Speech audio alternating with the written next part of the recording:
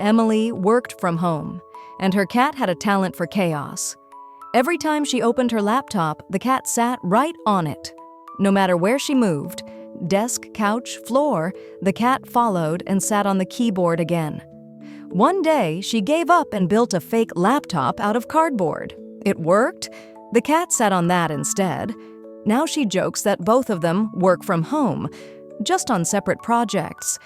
To lesson, you can't control everything, but you can find creative ways to coexist.